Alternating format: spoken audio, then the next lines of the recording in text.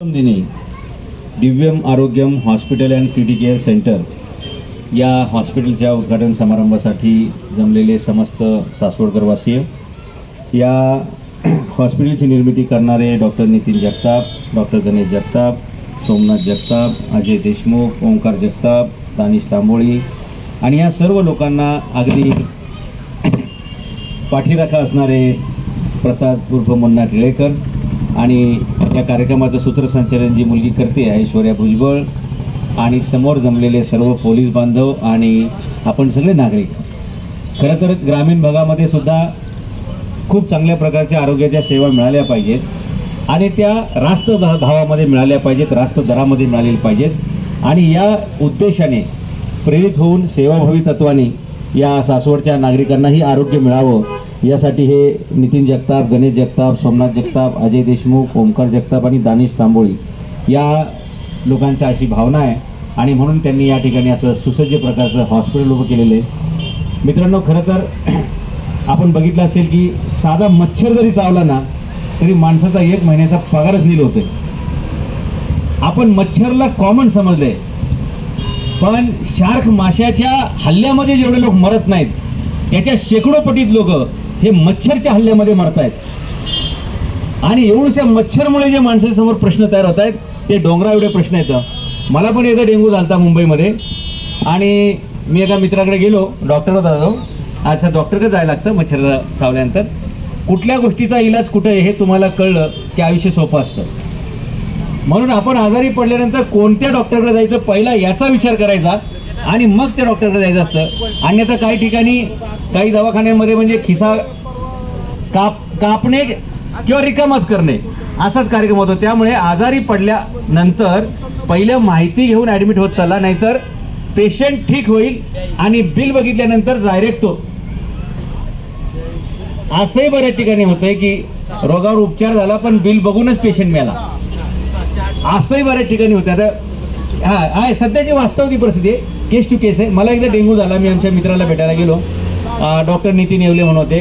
तर ते म्हणले, मास्तर तुम्हाला डेंग्यू झालेला आहे आणि तुम्हाला आता सक्त 3-4 दिवसाची सुट्टी आहे. घरी गप गुमान 2 टाईम खायचं, 3 टाईम गोळ्या खायच्या आणि झोपून जायचं, बाकी काय उद्योग करायचं नाही. आणि त्यांनी मला गोळ्या लिहून द्याला की 8 तासांनी, 16 तासांनी, 24 तासांनी खायची. म्हणलं गोळ्या किती रुपये झाल्या? 40 रुपयाच्या गोळ्या, 3 दिवसाचा आराम, डेंग्यू ओके. जर मी दुसरीकडे गेलो असतो मोठ्या एकदम काचावाल्या हॉस्पिटलमध्ये तर माझ्या खिशाला खाचा पडल्या असत्या. त्याच्यामुळे दर्जेदार सेवा, वेळेत सेवा, उत्तम सेवा या सासवडच्या नागरिकांना मिळावी याच्यासाठी हे जे दिव्य आरोग्यम हॉस्पिटल काढलेलं आहे. मी सगळ्यांना विनंती करेल की बाहेर 25,000 रुपये खर्च येत असतील तर डॉक्टर साहेबांनी मला आत्ता सांगितलं की ते 7 ते 8,000 रुपयामध्ये इथे त्या ट्रीटमेंट होणार आहेत. म्हणजे केवळ 25% रकमेत. अर्थात ते 25% तरी त्यांनी का घ्यायला पाहिजेत? डॉक्टरचा दवाखान्याचा खर्च आहे, बाकीचं मेंटेनन्स आहे, स्टाफचा पगार आहे, इन्स्ट्रुमेंट आहेत. आणि आपल्याला काय वाटतं, डॉक्टरनी फुकट इंजेक्शन द्यायचं असतं का? आपला खूप गैरसमज आहेत. म्हणजे ज्ञानाची किंमत आपल्या भारतामध्ये खूप कमी आहे आणि म्हणून भारतीय लोक मागे आहेत. एकदा काय झालं, एका माणसाची रस्त्याने जाताना गाडी बंद पडली. गाडी बंद पडल्यानंतर आपल्याकडे कसं आहे, आपण कोणाला हात दाखवू शकतो की माझी गाडी बंद पडली, मला मदत करा. अमेरिकेत अशी कुणी कोणाची गाडी थांबवत नाही, कुणी कोणाला हात दाखवत नाही. आपल्याकडे कुणी कोणाला हात दाखवू शकतं आणि कधी दाखवू शकतं? गाडी बंद पडल्यावर रस्त्यावर, बरोबर. तर त्यांनी ते सिग्नल लावला त्रिकोणाचा. गाड्या काय अशा अमेरिकेत कुणी कोणाची थांबत नाही बरं का रस्त्यावर. आणि अमेरिकेत मी बघितलं, रस्त्यावर चालणारा माणूस तुम्हाला दुर्बीण घेऊन शोधावा लागतो. अमेरिकेत सगळ्यांच्या घरी 2-2, 4-4 गाड्या आहेत. पायी चालणारा अमेरिकेत माणूस तुम्हाला सापडत नाही. मला संपूर्ण अमेरिकेत 2 व्हीलर पाहायला मिळालेली नाही. मला संपूर्ण अमेरिकेमध्ये खड्डा कसा असतो पाहायला मिळाला नाही. मला संपूर्ण अमेरिकेमध्ये स्पीड ब्रेकर कसा असतो हे मला पाहायला मिळालेलं नाही. मला संपूर्ण अमेरिकेत एकदाही गाडीचा हॉर्न ऐकायला आलेला नाही.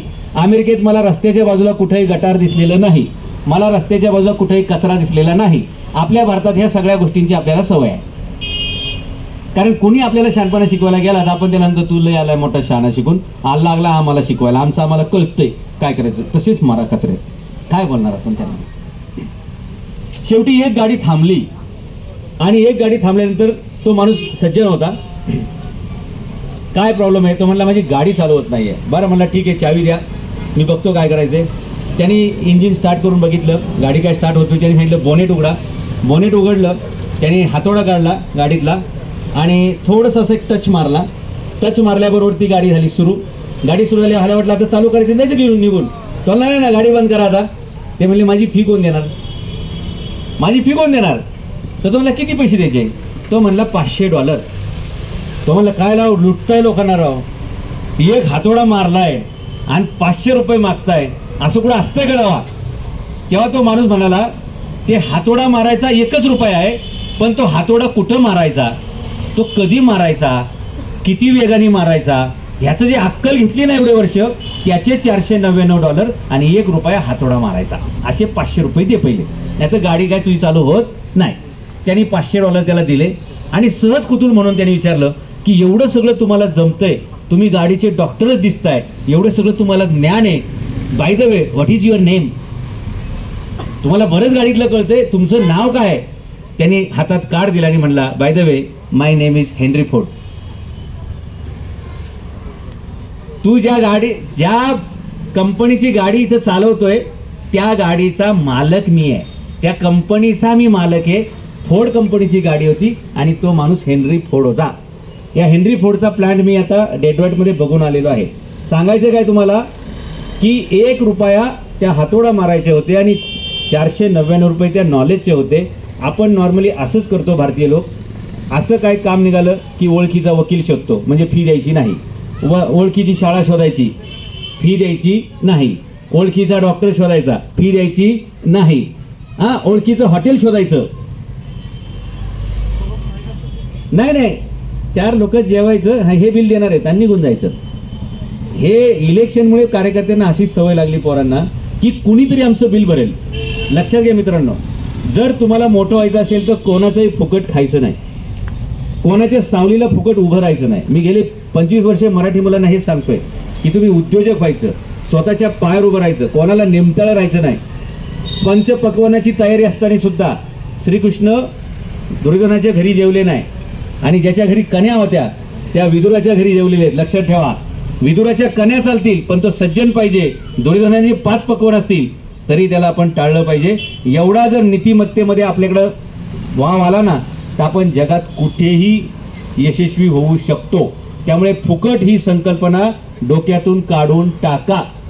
शेतकऱ्या पण आपण एखाद्या गावात जातो शेतकऱ्याकडे, पूर्वी आपले लोक वानावळा द्यायचे. मला वाटतं आता साहेब आपण वानावळा बंद केला पाहिजे.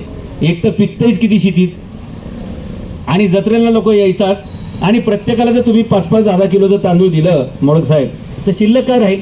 बरं, जर तुम्ही एखाद्याला 5 किलो वानावळा म्हणून तांदूळ दिला तर त्यांनी तरी ₹500 नोट काढून द्यावी ना. पण तो लय भामटा असतोय, त्याला माहिती आपण परत या गावात येत नसतोय. असे लोक फसवतात. कधी कोणाचं फुकट घ्यायला नाही पाहिजे. आपण कष्टाचं श्रमाचं घेतलं पाहिजे. आणि म्हणून डॉक्टर साहेब तुम्ही 25,000 फीच्या ऐवजी 7-8 हजारच घेणार आहे ना, ते तुमच्या कष्टाचे आहेत, तुम्ही ते घेतले पाहिजेत आणि तुम्ही सुद्धा आम्ही सुद्धा आनंदाने दिले पाहिजेत. मी गुजराती, जैन, मारवाडी आमचे खूप मित्रमंडळी आहेत. एकदा आम्ही एका आमच्या मित्रावर जेवायला गेलो. तो मला माझ्या भावाचंच हॉटेल, चला आपण जेवूया. आम्ही छानपैकी जेवलो वगैरे आणि त्यांनी वेटरला सांगितलं बिल दे. वेटरने बिल दिलं. काय 2200 का 2300 बिल झालं. त्या माणसाने ते बिल दिलं. अहो म्हणलं साहेब तुमच्या सख्या भावाचं हॉटेल आहे, तुम्ही काय बिल देताय. म्हणले म्हणूनच आम्ही गुजराती जैन लोक धंदा करू शकतो, कारण भावाच्या सुद्धा हॉटेलात आम्ही फुकट जेवत नाही, त्याचाही धंदा चालला पाहिजे, हे आमचे संस्कार आहेत.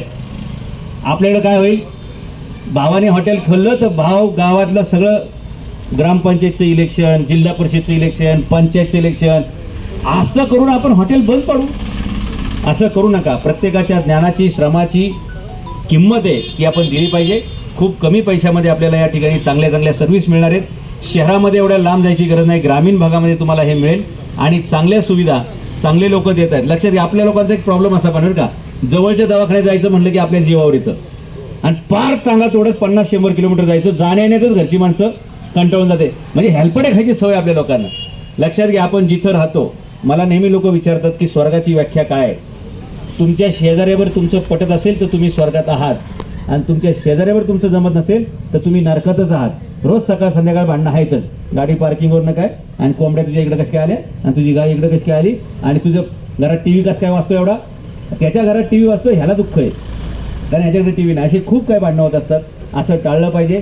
लक्षात घ्या, डॉक्टर एक तुमच्या ओळखीचा पाहिजे, एक पोलीस तुमच्या ओळखीचा पाहिजे आणि एक CA तुमच्या ओळखीचा पाहिजे आणि ते जवळचे पाहिजेत. रात्री 12 वाजता पण फोन घेणारे पाहिजेत, म्हणजे तुम्हाला काय अडचण येत नाही. हां, पोलिसांची ओळख असल्यावर काय फायदा तुम्हाला सांगतो. अशीच मी ब्रिझा गाडी घेतली होती, नवी कोरी होती. हा म्हणलं चला पप्पा फिरून येऊ, आणि त्या गाडीचं जजमेंट मला काय आलं नाही. समोरच्या गाड्या अचानक त्या टोल नाक्यावर थांबल्या आणि मी ब्रेकच्या ऐवजी एक्सिलेटरवरती पाय टाकला आणि पुढच्या गाडीला जे धडकवलं ती गाडी उडून पलीकडच्या रस्त्यावर पडली बरं का. तिसऱ्या दिवशी नवी कोरी गाडी, पर गाडीचा माझ्याही भोगा, आणि समोरचे बिचारे वाचले एवढं महत्त्वाचं बरं का. या रस्त्यावर त्या रस्त्यावर पडले. लगेच काय तिथले गावातले लोक आले. आता बघतो असं सुदैवानं दुर्दैवानं त्या दिवशी माझ्याकडे सगळे पांढरेच कपडे घातलेले होते, त्यामुळे त्यांनाही वाटलं कोणतरी मोठाच नेता दिसतोय. म्हणलं मागं व्हायचं, माझं मी बघून घेईन. आता राजकारणात आपल्याला काहीच नव्हतं, पद नाही काही नाही. पण पांढऱ्या कपड्यांमुळे त्यांचा समज आला, ते सगळे गावाले बाजूला गेले. आता हे ॲक्सिडेंटचं प्रकरण निपटायचं कसं. मी लगेच आमच्या RTOच्या एका असिस्टंट कमिशनर मित्राला फोन केला आणि ते म्हणले सर एक काम करा, पहिलं ते ज्यांची गाडी उडली त्या सगळ्यांना दवाखान्यात घेऊन जा, चांगल्या दवाखान्यात घेऊन जा, त्यांचं MRI CT स्कॅन सगळं करून घ्या आणि त्यांना काय अजून औषधोपचार लागेल ते पहिले पैसे देऊन टाका. नंबर 1. नंबर 2, तुमची गाडी त्या पार्टीची गाडी दोन्ही गाड्या गॅरेजला घेऊन जा आणि त्यांचे जे काही दुरुस्ती करायची ते दुरुस्त करून द्या. म्हणजे एका वाक्यात त्यांनी मला सांगितलं, माणसं पण दुरुस्त करून द्या आणि गाडी पण दुरुस्त करून द्या, विषय संपला. बरोबर. आम्ही पहिलं त्यांना त्या मंगेशकर हॉस्पिटल ॲडमिट केलं, 70,000 रुपये बिल तिथं भरलं. त्यांची गाडी त्या शोरूमला नेली, गॅरेजला नेली, तिथं त्यांचं तेही काम झालं. तेवढ्यात तिथले स्थानिक नगरसेवक आले. आमचा प्रश्न संपला होता. मी दवाखान्याचे पैसे दिलते, गाडीचे पैसे दिलते. आले नगरसेवक, आपला रोल वेस्टेड इंटरेस्ट तर घ्यायला. त्यामुळे नाही साहेब आम्ही तुमच्यावरती केस ठोकू, तुम्ही गाडी ढकललेली हे ते वगैरे बरं का. आणि त्यावेळी लायसन मॅटर नव्हतं. मोठा प्रॉब्लेम हा होता. लायसन नसताना मी गाडी बाहेर काढली होती, म्हणजे लायसन नसताना गाडी चालवणे हा गुन्हा दाखल झाला असता, बेदरकारपणे वाहन चालवणे हा दाखल झाला असता आणि समोरच्याला ठोकला, असे 3 गुन्हे दाखल झाले असते.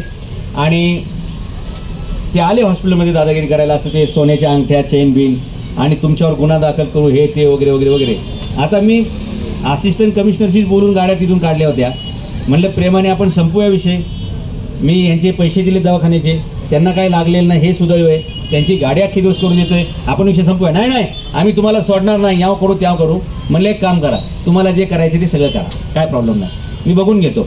प्रॉब्लेम काय झाला ते सोल्युशन काय होतं, जिथे अपघात झाला तिथेच गाड्यांचा पंचनामा होणं कायद्यानं गरजेचं आहे. दोन्ही गाड्या जागेवर नव्हत्या, त्यामुळे आता पंचनामा काय होत नाही आणि अपघात झाला हे काही सिद्ध होत नाही आणि माझ्या गुन्हा काय दाखल होत नाही. म्हणून पोलीस तुमच्या ओळखीचा पाहिजे, एक CA चांगला तुमच्या ओळखीचा पाहिजे.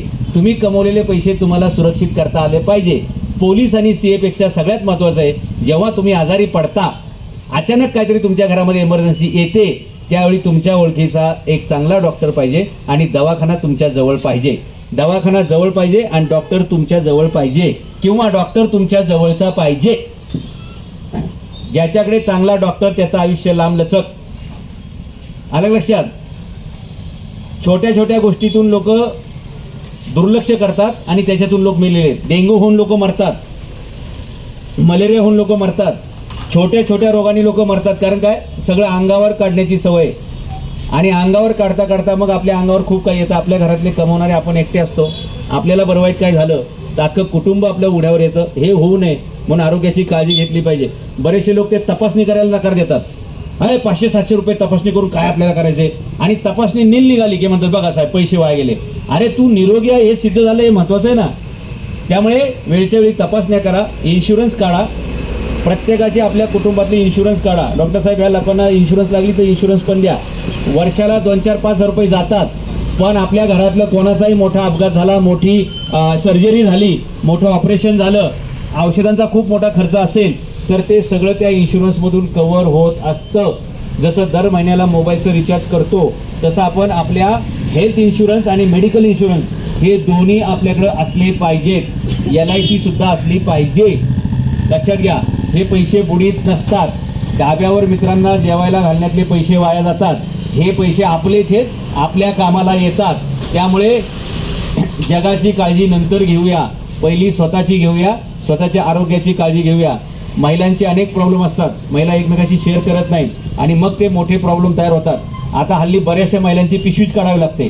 कारण काय, लक्षात घ्या, आपल्याकडे आरोग्याच्या बाबतीत आपले पॅरामीटर खूप चुकीचे आहेत.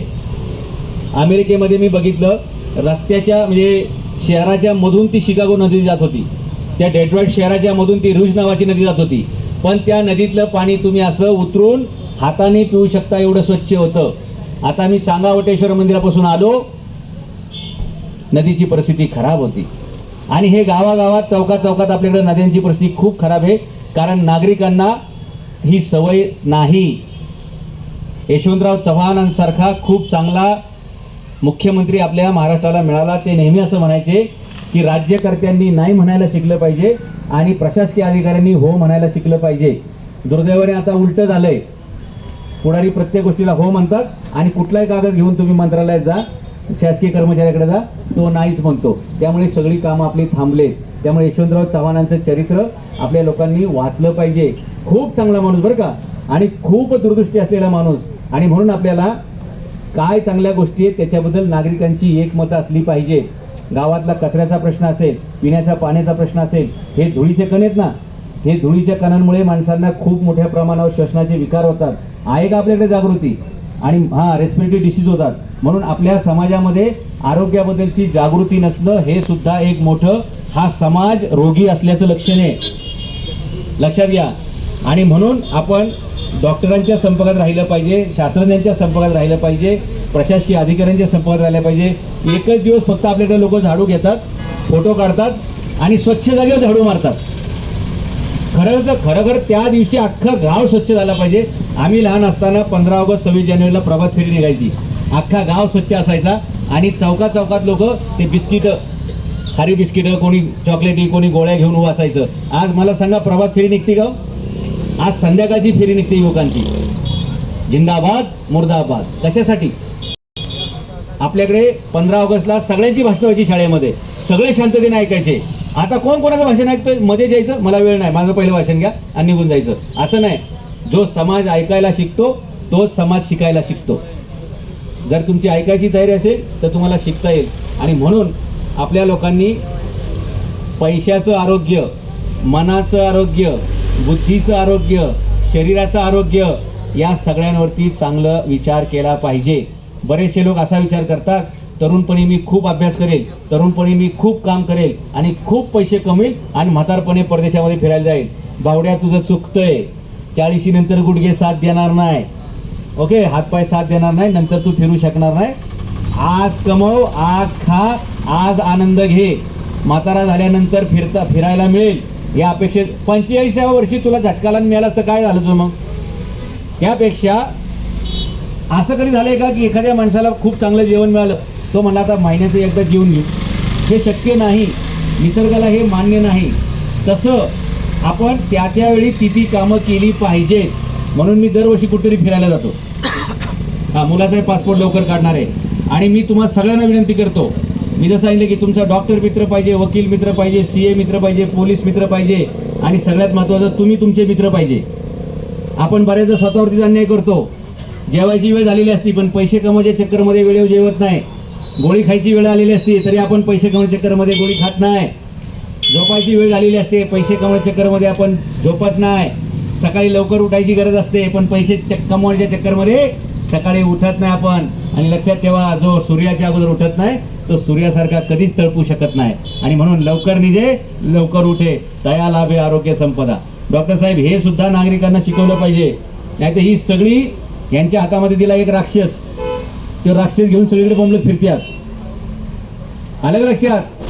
झोपसपर्यंत पार डोळे ताणून ताणून बघतात मोबाईलमध्ये.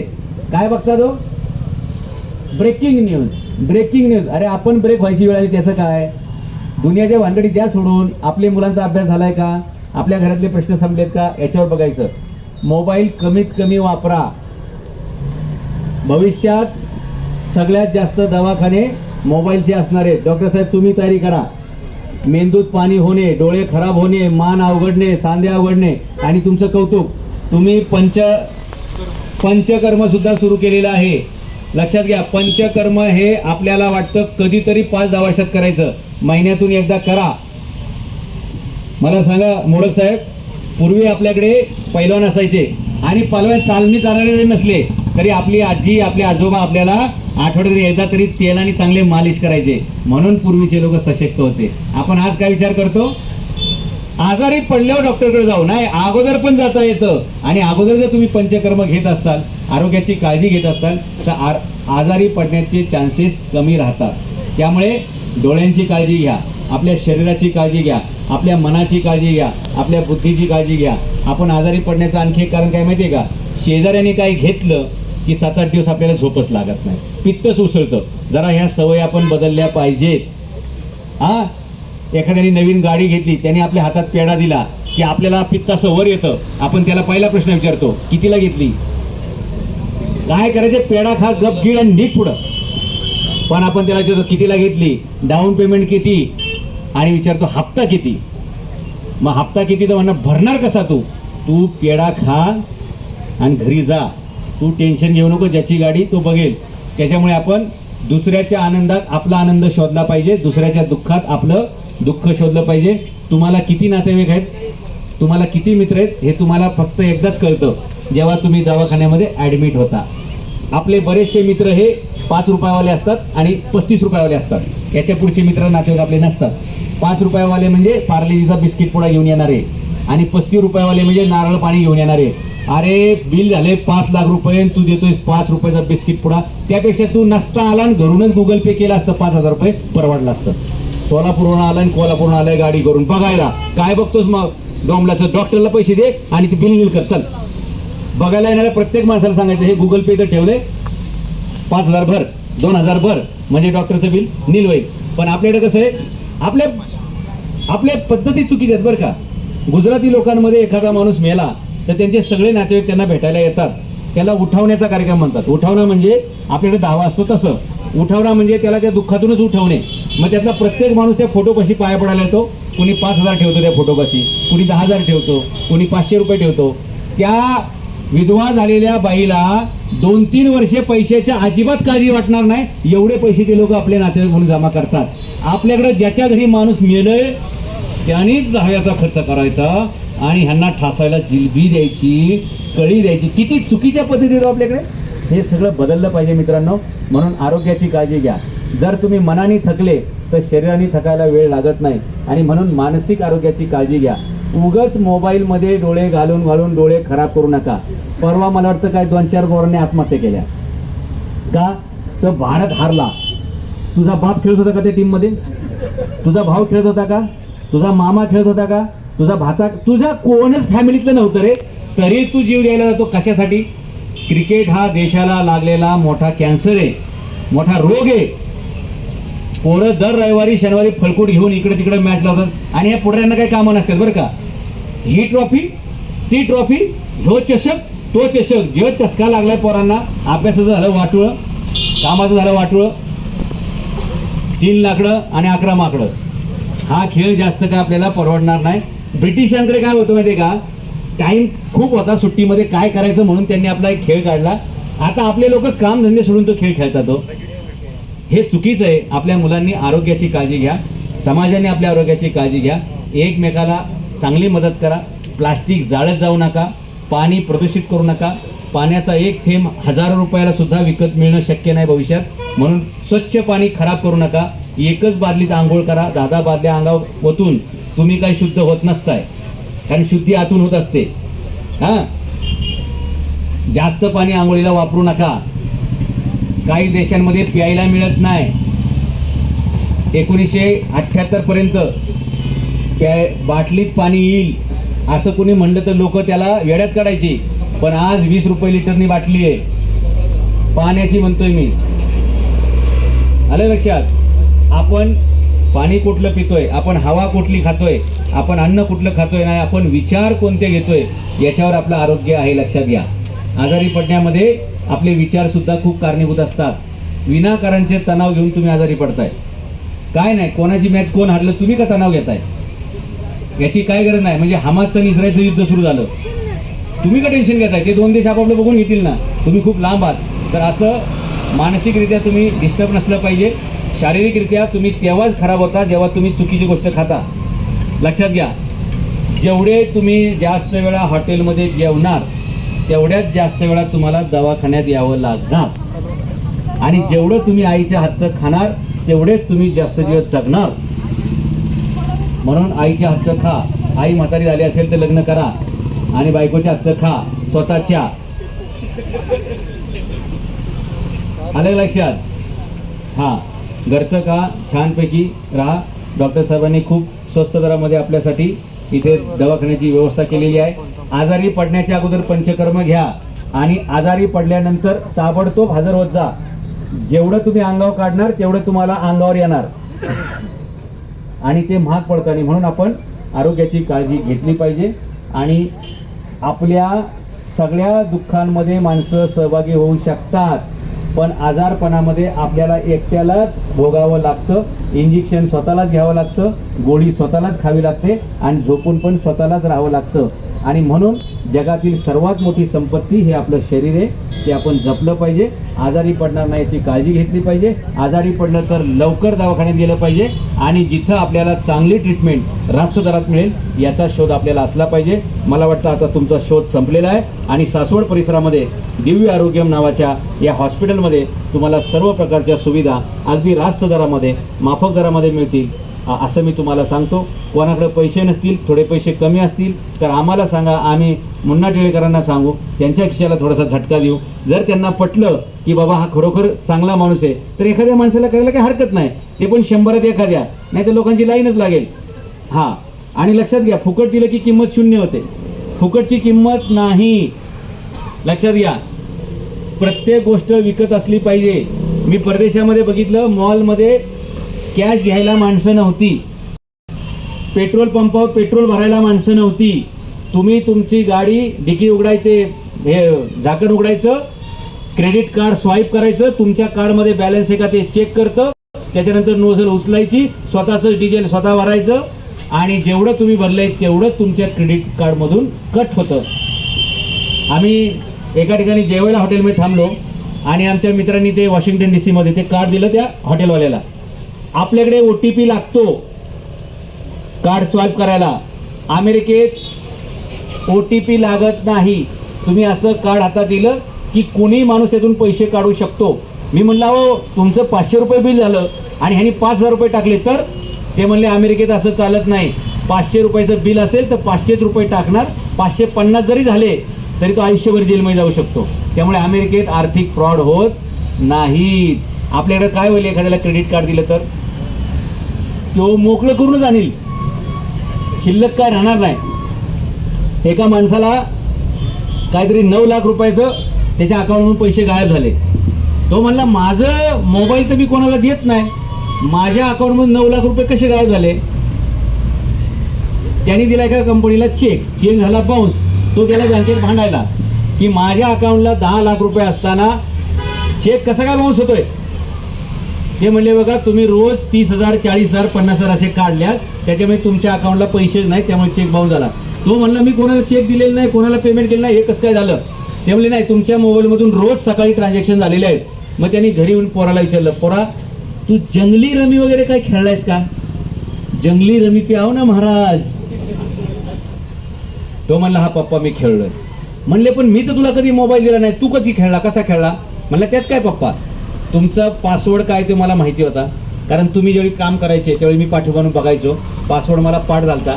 तुम्ही आंघोळीला जायचे तेवढ्यात मी आंघोळ करून घ्यायचो, तेवढ्यात तो डाव लावायचा आणि तेवढ्यात बापाचे 43 नील व्हायचे. हे घराघरामध्ये चालू असेल तर आपला समाज कुठं जाणार आहे? हे दुरुस्त करावं लागेल. मानसिकरित्या माणसांना उभं करावं लागेल, बौद्धिकरित्या उभं करावं लागेल. अमेरिका सुपर पॉवर झाली, बुद्धीच्या बळावरती झाली. जपान सुपर पॉवर झाला, बुद्धीच्या बळावर झाला. तिथे लोक 100 वर्षे निरोगी जगतात. आपल्याकडं आज मला वाटतं 30-32 वर्षाच्या मुलांना सुद्धा अटॅक यायला लागले. कशामुळे? रात्री अपरात्री उशिरापर्यंत जागणे, रात्री अपरात्रीपर्यंत काहीतरी भलतंच खाणे, भलतंच पिणे, भलत्याच संगती, भलतेच विचार, भलतेच आचार आणि मग आरोग्याची हेळसांड होते. मी जेव्हा पण डॉक्टरकडे जातो साहेब, मला डॉक्टर विचारतात सर तुम्हाला BP नाही, शुगर नाही, डायबिटीज नाही. म्हणलं हे सगळं होण्याचं कारण नाही. 9ला आपली पडी, रात्री घरी 9ला झोपणे, सकाळी म्हणजे संध्याकाळी 7ला तर मी जेवतो आणि सकाळी 5ला मी माझ्या टेबलवर काहीतरी लिखाण चालू असतं. संपलं. आपल्याला दुनियाच्या काही झंझटमध्ये उतरायचंच नसतंय. आपलं आरोग्य आणि आपली आवड याच्यावरती काम करा. आणि पैसे किती कमवणार आहे तुम्ही? आयुष्यात पैसे लागतात किती? लोक पैसे कमवण्याच्या चक्करमध्ये जास्त आजारी पडले बरं का. जास्त पैसे कमवणे, अरे राहायला एक घर, एक फिरायला गाडी आणि 2 वेळचं जेवण, छत मिळालं, बस झालं ना. अरे चिमण्या कधी दवाखान्यात आले का? गरुडं कधी आली का? मासे कधी आले का? ते खाऊन पिऊन सुखी आहेत. अरे इंजिनिअरिंगची डिग्री न घेता सुगरण पक्षी घरटं बांधतोय. अरे कोल्हा ससा सुद्धा आपलं घर बनवतोय आणि आपलं आयुष्य एक घर घेण्यामध्ये गेले. पगार आला, 1 BHK ने सुरुवात केली, पगार वाढला, 2 BHK वर गेला, पगार वाढला, डुप्लेक्सवर गेला, पगार वाढला, बंगला बांधला. काय शिल्लक राहिलं? एवढ्यातच तुम्ही अडकून पडले. आणि मग त्याच्यामुळे आपला BP वाढतो, शुगर वाढते आणि ह्या सगळ्या म्हणून ठेविले अनंते तैसेची राहावे, चित्ती असो द्यावे समाधान, हे तुकोबरायांचं प्रमाण आहे, पण लोक चुकीच्या ठिकाणी वापरतात. असं नाही, आपण आहे त्यात समाधानाने राहिलो तर त्याचा पहिला फायदा, आपण निरोगी राहू. आणि निरोगी राहिलो ना तर आपल्या आयुष्याची किंमत येऊ. नाही तर 40मध्ये तुम्ही BP, शुगर, डायबिटीज ह्या सगळ्यांनी ग्रस्त आहे, दिसत नाही डोळ्यांनी पुढं. बरं, काही लोकांना एवढं गोड खाल्लेलं असतं की 40 नंतर डॉक्टर सांगतो आता गुलाबजाम, जिलबी ह्याची खूप इच्छा असते, ताट समोर दिसते, पण खाता येत नाही. का? म्हणून कुणीही जास्त खाऊ नये. ज्यांनी जास्त खायचा प्रयत्न केला निसर्ग त्याला माफ करत नाही. म्हणून जेवण पण जास्त खायचं नाही, पैसे पण जास्त खायचे नाही, प्रमाणातच कमवा, त्याचा उपभोग करा. जगातील 95% लोकांना पैसे कमवता येत नाहीत आणि जगातील 5